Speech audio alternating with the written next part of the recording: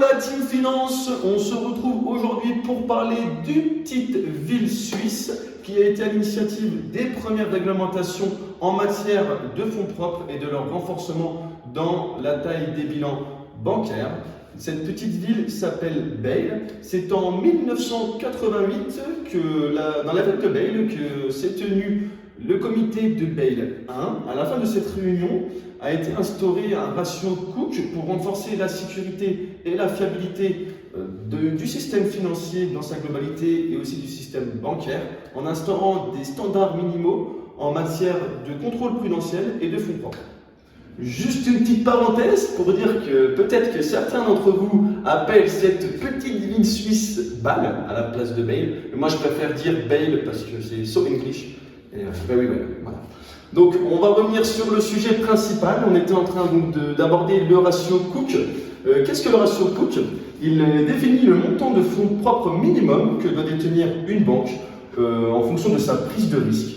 Il a été adopté aussi par les pays du G10 pour garantir la liquidité et la solvabilité des banques au regard de leur clientèle et leur contrepartie pour éviter, on va dire, tout ce qui est le risque de contrepartie et la faillite des banques. Alors, comment se mesure le ratio Cook? Donc, nous allons voir ensemble la formule du ratio Cook. On peut constater aussi que les pays du G10 sont aussi so English, vu qu'ils ont utilisé un nom anglais pour définir ce ratio. Alors, ce ratio se mesure à partir des fonds propres divisé par l'ensemble des engagements pris par les banques dans le système économique, donc c'est-à-dire tous les crédits qu'elles accordent.